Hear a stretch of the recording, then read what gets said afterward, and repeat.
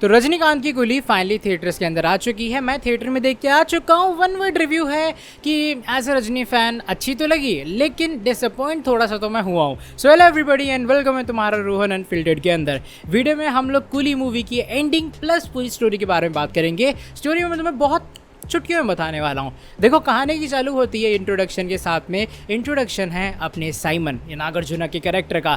Villain बंदा है, गुंडागर्दी करता रहता है, इधर उधर लोगों को टपकाता रहता है। और नागार्जुन के ना होते, क्योंकि ऑफकोर्स बड़ा गुंडा है, एक ही जगह थोड़ी बैठा रहेगा, उसके ना होते हुए उसका काम जो है पूरा वो संभालता है दयाल। दयाल भी एक हरामी इंसान ही है, वो भी कुछ कम नहीं है नागार्जुन साइमन से। और साइमन के ना होने पे वही लोगों को काटता है, पीटता है। और कहते हैं ना, बॉस का वफादार कुत्ता। साइमन के बाद अपना वफादार जो कुत्ता है वो दयाल ही है।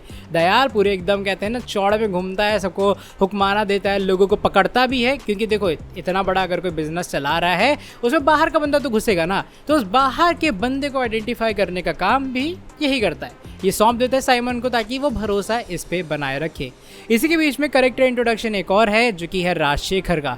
राजशेखर एक ऐसा इंसान है जिसकी 3 बेटियां हैं और कहीं ना कहीं वो एक बहुत कहते हैं ना तगड़ा दिमाग वाला इंसान होने के बावजूद भी लाइफ में स्ट्रगल कर रहा है। इसी के चक्कर में वो एक मशीन बनाता है। वो मशीन का काम ये होता है कि वो मशीन किसी भी कुत्ते जानवर को, जैसे मान लो रोड पे पड़े होते हैं एक्सीडेंट होने के बाद, उनकी हड्डियों का चूरमा बना सकती है, वो भी कुछ सेकंड्स के अंदर। बस उसके ऊपर उस इंसान को या फिर उस अपने एनिमल को रखना है और उसके बाद जानवर तुरंत भस्म हो जाएगा कुछ सेकंड्स में। ऐसी इलेक्ट्रिक चेयर बनाने का उसका मेन मोटो ये होता है कि वो सरकार को अगर दे देगा, क्योंकि सरकारी तो ये सब देखती है कि भैया रोड पे कोई कुत्ता बिल्ली ना पड़ा हो, कोई जानवर ना एकदम कटा पिटा पड़ा हो, तो सरकार को बेचने का ट्राई करता है। लेकिन सरकार लेने से मना करती है, ये कहते हुए अगर ये किसी और कहते हैं ना शैतानी दिमाग के हाथ में लग गया, इसके कॉन्सिक्वेंस भयंकर होंगे। इसके अलावा वो जो सीज है वो इलेक्ट्रिक चेयर भी ये लोग कर लेते हैं। अब सत्य है, अब जो अपना राजशेखर है उसके पास तो बचा कुछ नहीं। इसी के बीच में अपने को ये पता लगता है कि साइमन को ये बात पता लगी है, क्या दयाल को भी ये बात पता लगी कि एक ऐसी चेयर है एक्चुअल में जो कि ऐसा काम कर सकती है। लेकिन अभी फ़िलहाल जो चेयर है वो सिर्फ वो जानवर के लिए है। इसी के बीच में साइमन जाके अपने राजशेखर को पकड़ता है और राजशेखर से कहता है वो मशीन बनाने के लिए। अब राजशेखर को पैसे की ज़रूरत भी तो होती है, लेकिन साथ ही में उसके ऊपर एक फैमिली प्रेशर बनाने के बाद फाइनली राजशेखर वो मशीन बना लेता है, जो कि अब इंसानों को चुटकियों में भस्म करेगी। इसके बाद अपने रजनीकांत का कैरेक्टर भी ऑफ कोर्स आता है, जो कि देवा मेंशन में रह रहा है और देवा के नाम से सब लोग डरते हैं। देवा डरते हैं एक सॉर्ट ऑफ रिस्पेक्ट के तौर पे। देवा ने बहुत सालों से दारू वारू छोड़ रखी है। वो मस्त अपने मेंशन में भी किसी को दारू पीने नहीं देता है। मेंशन का किराया बाकी हॉस्टल से एकदम आधे से आधे फीस पे होता है, लेकिन उसके रूल 100 होते हैं। अगर तुम्हें रहना है, तुम्हें दारू नहीं पीनी, तुम्हें ये नहीं करना, तुम्हें वो नहीं करना। एक प्रॉपर ईमानदार ढंग का इंसान वो है अपना देवा, यानी कि रजनीकांत का कैरेक्टर। इसके बीच में जब देवा अपने देवा का मेंशन डे सेलिब्रेट कर रहा होता है, उसे ये पता लगता है राजशेखर, जो कि उसका बहुत अच्छा दोस्त था, हाँ वही इंसान जिसने वो चेयर बनाई थी इंसानों का चूरमा बनाने के लिए, वो इंसान मर चुका है। इसी के बीच में जो अपना रजनीकांत है यानी कि देवा, वो जाता भी है उसकी डेथ एनिवर्सरी कह रहा सॉरी उसके फ्यूनरल के ऊपर, और वहाँ पे श्रुति हसन जो कि राजशेखर की बेटी है वो उसको नहीं आने देती है। वो उसको वहाँ से भगा देती है, क्योंकि इनडायरेक्टली जो अपना राजशेखर है उसने अपनी अपनी बहन की शादी करवा दी थी देवा से, यानी कि वो श्रुति हसन के फूफा लगे। तो ये थोड़ा कॉम्प्लिकेटेड रिश्ता है। लेकिन कुछ साल पहले रजनीकांत अपनी फैमिली को छोड़ के जा चुका होता है, इसीलिए राजशेखर अपनी बेटे को भी बताता है कि कितना बुरा इंसान रजनीकांत है या देवा है, इसलिए वो उससे दूर रहती हैं। अब धीरे धीरे करके जब कहानी आगे बढ़ती है तो रजनीकांत ऑटोप्सी रिपोर्ट, पोस्टमार्टम ये सब निकलवाता है और उसे ये पता लगता है कि राजशेखर मरा नहीं है, नेचुरल डेथ नहीं है, बल्कि उसे मारा गया है। इसी के बीच में ये लोग खोज में निकल पड़ते हैं। और जब साइमन पहली बार वो इलेक्ट्रिक चेयर लेने आया था ना राजशेखर से, उसके गुंडों ने ये भी देखा था और दयाल ने भी ये देखा था कि उसके साथ में उसकी बेटी भी है, जो कि इस पूरे प्रोजेक्ट में, उसके पूरे मिशन में उसके साथ में है। तो राजशेखर के जाने के बाद वो इलेक्ट्रिक चेयर उन्हें स्टिल ऑपरेट करनी थी। देखो, गुंडा तो अभी भी बड़ा है वो, ठीक है, राजशेखर के जाने के बाद डेड बॉडीज तो वो अभी भी बना रहा है, तो उसे डिस्पोज ऑफ तो करना पड़ेगा ना। अगर बॉडी कहीं मिल गई तो पुलिस केस तो 100 हो जाएंगे। इसी चक्कर में अब ये लोग ढूंढते हैं श्रुति हसन को। पूरे प्रीति नाम होता है उसका। अब वो पूरी फिल्म में उसे ढूंढ इसे ले रहे हैं ताकि वो इलेक्ट्रिक चेयर ऑपरेट हो पाए।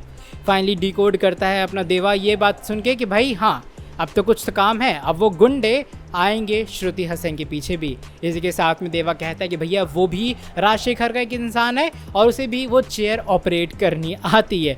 अब श्रुति हसन और देवा दोनों पहुंच चुके हैं अपने अपने क्या नाम है साइमन वाले मेन बेस के ऊपर, और इन्हें कहा गया है कि भैया अब बॉडी डिस्पोज ऑफ करो। दोनों को ढंग से मशीन चलानी तो आती नहीं है, लेकिन किसी तरीके से डगमगा के ये वो करके ये लोग मशीन चला लेते हैं।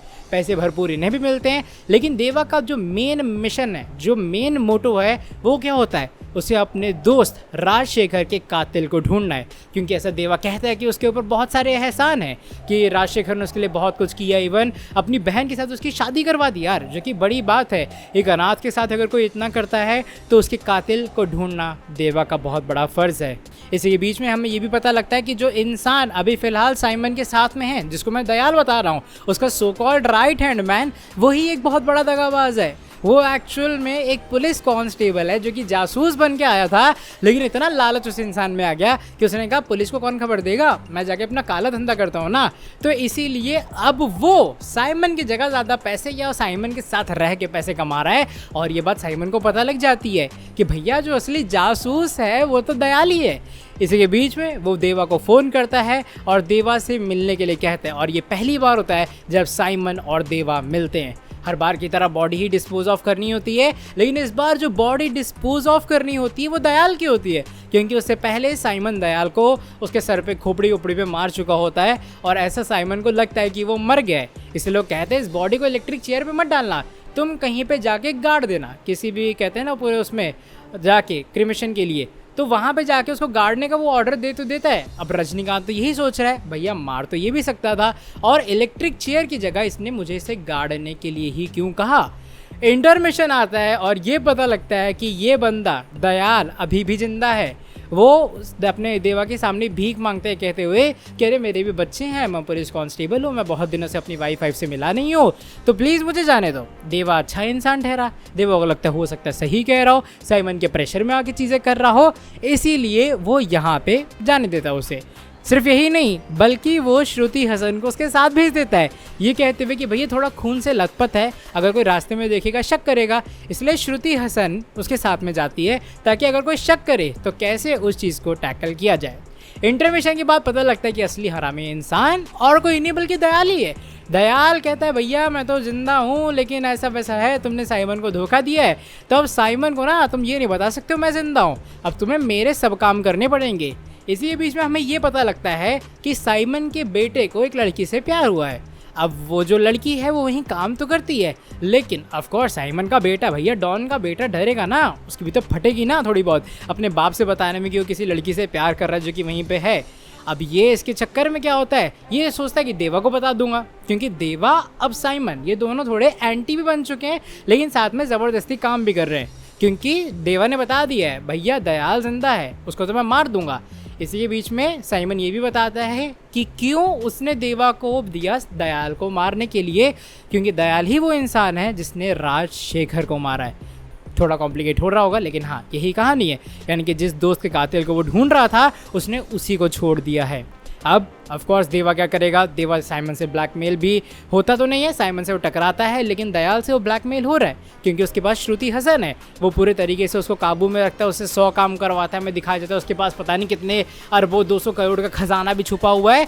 इसी के बीच में मूवी का एक और प्लॉट ट्विस्ट है, वो प्लॉट ट्विस्ट ये है कि जो साइमन का बेटा जिस लड़की के साथ फंसा होता है वो दयाल की एक्चुअल में पार्टनर ही होती है।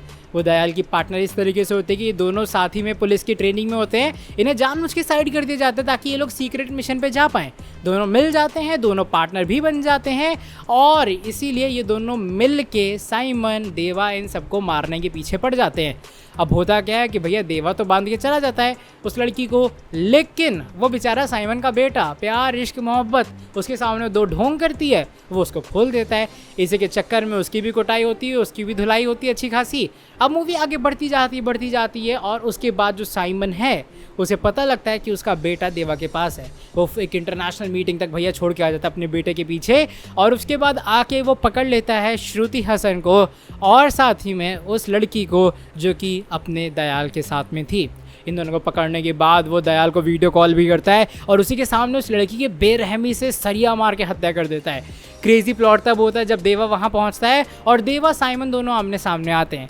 यहाँ पे हमें पता लगता है कि जो मेन धंधा इन लोगों का वो क्या है कि ये आके सबका मेडिकल टेस्ट करवाते हैं। जिसका हार्ट अच्छा होता है, जिसके बॉडी पार्ट सही होते हैं, वो उसे निकाल लेते हैं, मतलब दिल ही निकाल लेते हैं, समझ रहे हो। एक तगड़ा क्रेजी उसको बेच देते हैं। तभी साइमन इतना बड़ा इंसान है, तभी साइमन इतना कहते हैं ना अमीर ज़्यादा वाला डॉन है। अब ये जब पता लगी गया देवा को तो ये भी पता लगता है कि ये लोग श्रुति हसन का भी दिल निकालने के बारे में थोड़ा बहुत प्लान कर रहे हैं। साथ ही में पूरी मूवी में बहुत बार जब साइमन और देवा मिलते हैं तो साइमन ये कहता है मैंने तुम्हें देखा हुआ है, क्योंकि उसने बचपन में देवा को देख रखा होता है।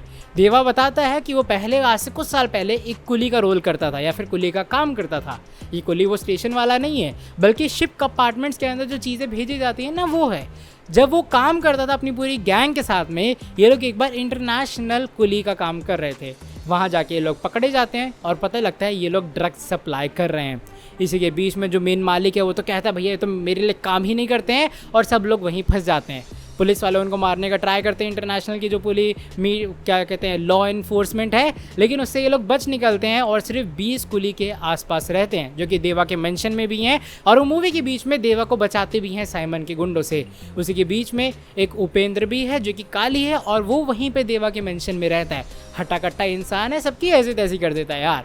अब प्लॉट जब आगे बढ़ता है तो पता लगता है कि जो मेन बॉस था ना आज से कुछ साल पहले देवा का, जिसको देवा ने ही मारा था क्योंकि उसने कुलियों को फंसाया था, वो साइमन का बाप था। साइमन के बाप को वो साइमन के सामने ही मारता है और बचपन में देखी गई शक्ल इसीलिए साइमन को अभी भी याद होती है। आखिर में दोनों के बीच में भिड़ंत होती है और फाइनली देवा साइमन को भी मार देता है। वो श्रुति हसन को भी यहाँ से छुड़ा लेता है। मूवी का कंक्लूजन ऐसे होता है कि एक इंटरनेशनल बड़ा डॉन आना था। वो डॉन होते हैं आमिर खान, जिनका नाम होता है दाहा।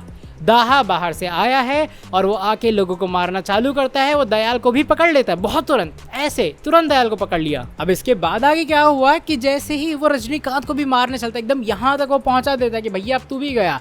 उसे याद आता है कि उसने देवा को पहले देख रखा है, क्योंकि जब बचपन में देवा ने मारा था, वो जो उसने मारा था उसके बेटे को साइमन के, तब वहाँ पे वो भी मौजूद था और उसका बाप भी मौजूद था अपने दाहा का।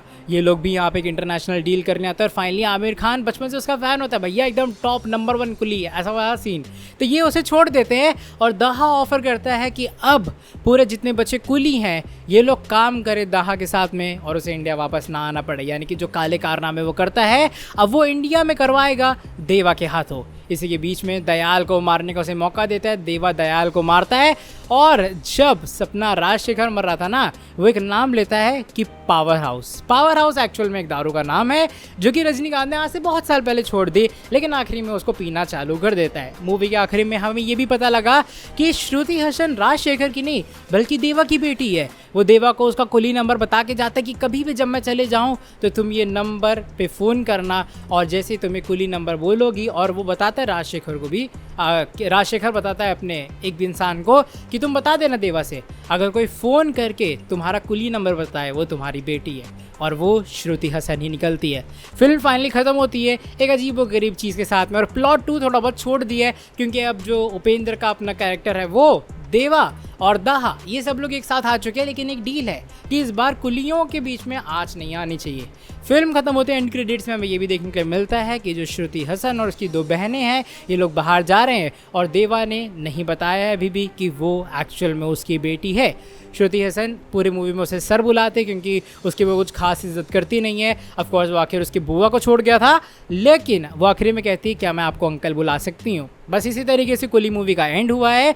मूवी कुछ ज़्यादा खास नहीं थी, मासी थोड़ा बीच में एक्शन था, लेकिन ठीक है, अगर तुम रजनीकांत फ़ैन हो वो ऑरा वो मास तुम्हें फील होगा, वो हाइप तुम्हें फील होगी कि अरे मैं रजनीकांत को देख रहा हूँ, लेकिन स्टिल कहीं ना कहीं तुम डिसअपॉइंट होगे कहानी से। कहानी बहुत प्लेन थी और दिखाया हुआ जान उसकी कॉम्प्लिकेट तरीके से गया है। चलो by the way that is it for today video पसंद आई है वीडियो को नीचे लाइक कर दो और ऐसी और वीडियोज़ के लिए सब्सक्राइब कर देना रोहन अनफिल्टर्ड को।